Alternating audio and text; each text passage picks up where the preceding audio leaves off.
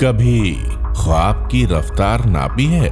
200 kilometre per hour की speed पर जब ख्वाब धड़कनों की दस्तक देते हैं, तब जाकर ये एहसास होता है कि मंजिल भले ही सामने हो, अक्सर मुश्किलें अगले मोड़ की धूल बनकर रास्ता धुंधला कर जाती हैं। लेकिन अगर रफ्तार बनाए रखो तो ये ख्वाब जिंदा रहेंगे और मंजिल अपने हाथों में विक्ट्री फ्लैग लेकर आपका इंतजार करती नजर आएगी। एक ऐसा ही ख्वाब देखा था श्री स्नेहल भाई पटेल ने, जो सिर्फ उनका ख्वाब नहीं, आप सबका है। SPC life sciences. SPC life sciences पहले स्नेहल फार्मा कैंप के नाम से जानी जाती थी। इसकी नींव श्री रवजी दुधत ने रखी थी, जिन्होंने अर्ली रिटायरमेंट लेकर इस कंपनी का ख्वाब बुना। वक्त की रफ्तार के साथ ये कंपनी भी तेजी के साथ चलती रही। श्री रवजी दुधत के बेटे स्नेहल भाई पटेल इसे नई ऊंचाइयों तक ले गए। उनके आने से कंपनी ने एक्सपोर्ट करना शुरू किया, जिससे SPC life sciences international level पर पहुंचने लगा। 2005 में बुना हुआ ये ख्वाब 15 सालों में खिलने लगा। वैसे मैं आपको बता दूं कि ये सफर इतना आसान नहीं था। वक्त को अपनी गिरफ्त में रखना स्नेहल भाई ने वडोदरा अंकलेश्वर के रोजाना सफर में ही सीख लिया था। जब सारे पैसेंजर्स या तो गप्पे लड़ाते या फिर ताश खेलते, तब ये इकोनॉमिक्स टाइम पढ़ते। देखते ही देखते एसपीसी लाइफ साइंसेज का दूसरा प्लांट खुला, पर 2008 के ग्लोबल रिसेशन की वजह से कंपनी को घाटा होने लगा और हालात कुछ ऐसे बन चुके थे कि उन्हें अपनी प्रॉपर्टीज बैंक में गिरवी रखनी पड़ी। उस दिन बैंक के बाहर स्नेहल भाई के कदम थम गए थे। उस दिन वो घर जाने की हिम्मत जुटा रहे थे। बैंक ने उन्हें बिजनेस को सेल करने का सजेशन दिया। इस मुश्किल घड़ी का कंपनी की आर्थिक स्थिति पर ही नहीं, बल्कि उनके स्वास्थ्य पर भी असर पड़ा।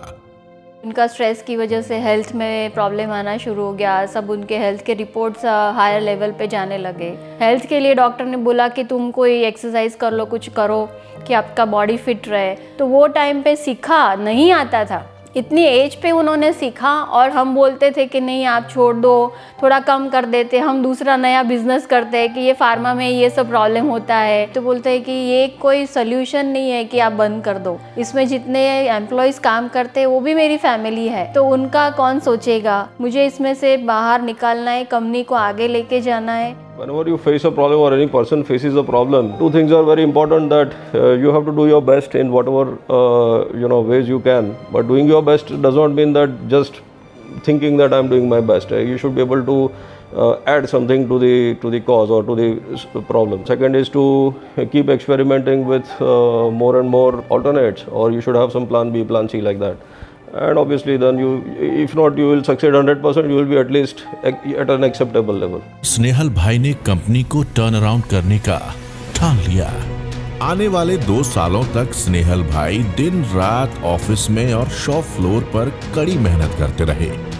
अपने इंटरनेशनल टूर्स में उन्होंने कई नई बातें सीखी, जैसे कि टोयोटा प्रोडक्शन टेक्निक्स, जिनसे उन्होंने अपने कंपनी के प्रोसेसेस में बदलाव किए। I always used to get lot of new perspectives when you meet new people and from different countries. In those times, I think Israel was facing a lot of problems उनके neighbors के साथ, and if you see there is Palestine, then Egypt or Syria or Lebanon, and so they had almost enemies on all sides. And then I understood their process, their love for their country. They don't give up, like they keep fighting with so many animals. They work during the day, they give 2 hours for social service in the night, and still they come second day, they have to work anytime. If they are called, they have to go on the war front. This is a life of a normal civilian, and इतना छोटा country ऐसे tough times में अगर इतना कुछ कर सकता है, so I think when you are in a very stable time, you should do much more. So that thought process was always there on the back of my mind, and with that I think I used to face these problems here as well. Finance की अहमियत समझकर अपने company के छोटे से छोटे process को नए तरीके से शुरू किया। कंपनी के हर व्यक्ति के यूनिफॉर्म से लेकर हर रूल एक समान रखी गई। एसपीसी लाइफ साइंसेज ने बैकवर्ड इंटीग्रेशन के रास्ते अपनाए और धीरे धीरे नई रफ्तार से कंपनी आगे बढ़ने लगी।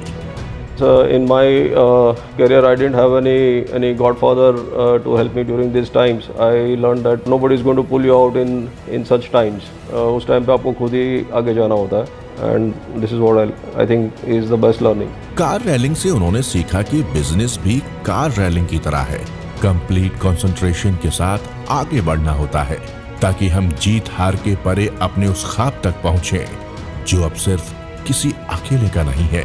ख्वाब अपने डर से आंख मिलाने का, ख्वाब अपनी चुनौतियों से हाथ मिलाने का, ख्वाब अपनी जिंदगी को एक दिशा देने का, ख्वाब इस कंपनी को 500 करोड़ कंपनी बनाने का। मैंने 2024 की पहली तारीख को नीली स्याही से रंगा है। ये नीली स्याही उस आसमान की है जिसे हम मिलकर अपना अंबर बनाएंगे। वैसे मैं अपना परिचय भी दे दूं, मैं वो आवाज हूं जो आपके अंदर है, आपकी अंतरात्मा की आवाज। जब भी अपने ख्वाबों पर यकीन करोगे और अपने मन की सुनोगे तो मैं आपको सुनाई दूंगा, जैसे कि अब सुनाई दे रहा हूं, एक आवाज बनकर, जिसका नाम है एसपीसी लाइफ साइंसेज विजन 2024।